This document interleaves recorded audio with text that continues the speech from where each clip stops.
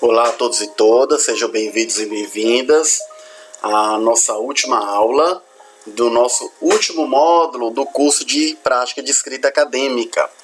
E nesta última aula vamos tratar rapidamente da coesão textual ou de elementos de coesão textual, que são importantíssimos para o trato da nossa escrita acadêmica. Lembrando que a coesão é um dos fatores de coerência. Então, o domínio dos vários tipos de coesão textual vão nos ajudar a escrevermos textos mais coerentes, textos mais amarrados, digamos assim, ou linguisticamente articulados. Então, o que é coesão textual?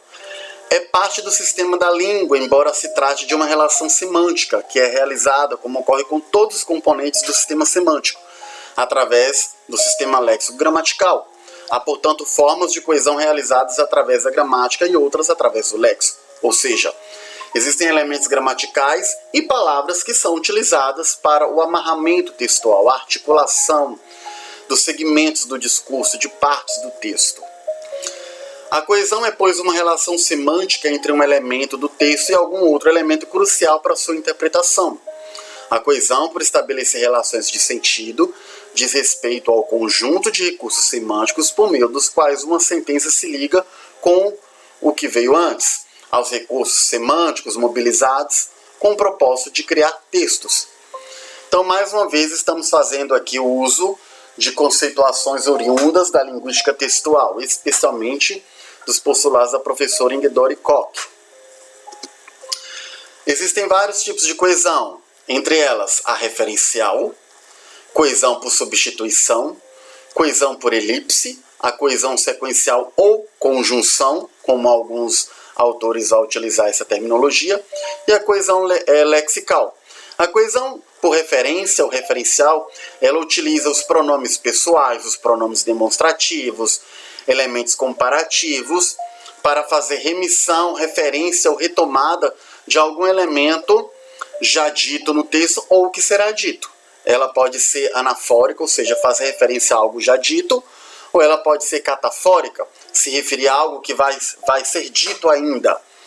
Ela pode ser endofórica, quando se refere a algo dentro do próprio texto, ou exofórica, quando se refere a algo fora do texto. A coesão por substituição, ela se faz quando utilizamos outros nomes, outras expressões verbais, outras frases, para substituir um termo já dito. A elipse, ela pode ser nominal, verbal ou frasal, mas quando fazemos uma retirada de algum termo, quando suprimimos algum termo para evitar a repetição dele.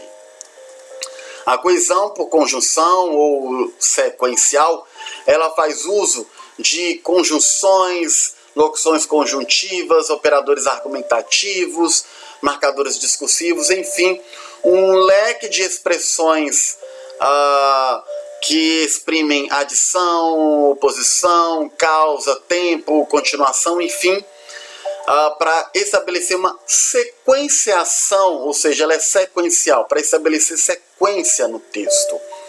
E existe a coesão lexical, que ela tem relação com a repetição, o uso de sinônimos ou de hiperônimos, hipônimos, uso de nomes genéricos, uma colocação, algo que fazemos para evitar a repetição deliberada de uma expressão, por exemplo. Vamos a cada um desse tipo. A coesão referencial, como já mencionado, tem que ver com as formas de remissão no texto. Por exemplo, você não se arrependerá de ter lido este anúncio. Este anúncio é algo que está se referindo a fora do texto, por isso é exófora. Paulo e José são excelentes advogados. Eles se formaram na Academia Largo de São Francisco. Olha a referência pessoal anafórica. O pronome pessoal ele se refere a Paulo e José. Realizaram todos os seus sonhos, menos este, o de entrar para a academia. Olha que interessante, o pronome demonstrativo este está fazendo uma referência catafórica, ou seja, para algo que ainda vai ser dito. Não algo que já foi dito, mas algo que vai ser dito, ou seja, para frente. A anáfora está sempre relacionada a algo que já foi dito. A catáfora para algo que será dito. Olha o exemplo 4, em que temos referência comparativa endofórica. É um exercício igual ao de outrem? É um exercício semelhante ao de outrem? É um exercício diferente do de outrem? Então aqui nós temos referência comparativa endofórica, ou seja, dentro do próprio texto. Quinto exemplo. Por que você está decepcionada? Esperava algo diferente? Essa referência é exofórica, ou seja, ela está relacionada a algo que se encontra fora do texto.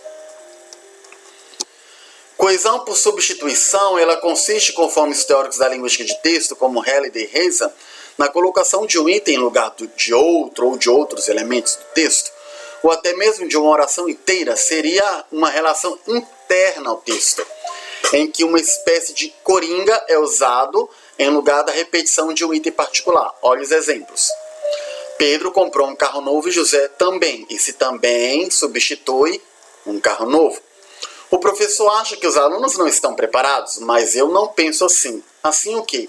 Esse assim se refere ao fato de não estarem preparados. Daí a sua substituição. O padre ajoelhou-se, todos fizeram o mesmo. Este fizeram o mesmo claramente substitui o termo ajoelhou-se. Minha prima comprou um gurgel, eu também estou querendo um. Um quê? Um gurgel. Então, essa substituição se dá através de um termo coringa, como é colocado aqui. Lembrando que no caso da referência, existe uma diferença entre referência e substituição, porque cada vez que fazemos uma substituição, nós estamos produzindo algum tipo de redefinição. A substituição ela nunca é, digamos, 100% semanticamente idêntica, né? Quando fazemos uma substituição, em alguma proporção alteramos, então, o sentido. Coesão sequencial ou por conexão é quando fazemos o uso de conjunções, locuções conjuntivas, locuções adverbiais, advérbios, para estabelecer algum tipo de relação significativa entre elementos ou orações do texto. Tais relações são assinaladas explicitamente por marcadores formais, perdão ao erro, digitação, que correlacionam o que está para ser dito com aquilo que já foi dito. Trata-se dos diversos tipos de conectores e partículas de ligação, como, e, mais, depois, assim. Halliday e Hazen apresentam como principais tipos de conjunção a aditiva, a adversativa, a causal, a temporal, a continuativa. O mesmo tipo de relação pode ser expresso por uma série de estruturas semanticamente equivalentes. Na verdade, quando tratamos de coesão sequencial, tratamos de relações que já estão ali existentes num plano sintático, lógico, semântico, mas o elemento conjuntivo, ou o operador argumentativo, ou o marcador discursivo, realça, sinaliza isso de maneira explícita. Olha o exemplo disso num texto argumentativo. Aqui tem um texto produzido por alguém em nível ainda inicial da graduação. Evidentemente, existem alguns erros ou inadequações do ponto de vista da articulação semântica argumentativa, porém, há o uso expresso de conectores, de operadores argumentativos, de marcadores aqui todos sinalizados em vermelho, que são elementos que fazem a articulação entre uma porção, entre uma frase e outra, entre um parágrafo e outro, entre uma ideia e outra. Alguns estudiosos da pragmática vão dizer que eles servem para sinalizar o percurso inferencial do sentido. As intenções comunicativas elas vão sendo sinalizadas por meio dessas palavras, desses marcadores do discurso. Bem, elas designam várias funções, designam várias articulações, várias formas de articular. Então, eu sugiro a vocês que voltem a este material para ler com calma todas essas designações, essas funções, porque elas são muito importantes. Inclusive, sugiro que no momento da escrita, no momento da revisão de seus textos, de suas atividades, vocês possam observar se empregaram bem os conectores ou os marcadores discursivos. Não quero adentrar agora na questão da terminologia ou mesmo de qual seria a classificação mais adequada. Cada linha teórica, linguística de texto, pragmática, linguística aplicada, semântica argumentativa tem uma forma de chamar essas partículas, mesmo a gramática tradicional. O importante é que elas exercem funções gramaticais, locais e também funções macro, funções discursivas, articulando várias partes do texto, e não somente no nível da frase. Elas podem estruturar a informação, servem para reformular algo que foi dito, eles servem para reforçar alguma ideia, também aparecem nas nossas falas, nas nossas comunicações orais.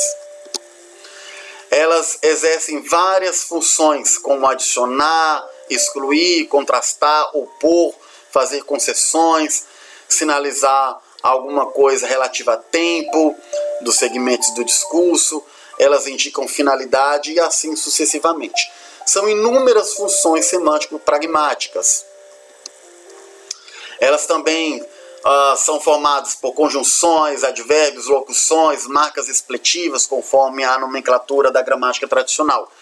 Elas servem para exprimir comparação, causa, condição, enfim, causa e consequência, conclusão, enfim, uma infinidade aí de funções, das quais eu sugiro que vocês possam ler com calma o material disponível no AVA para conhecer mais profundamente essas expressões.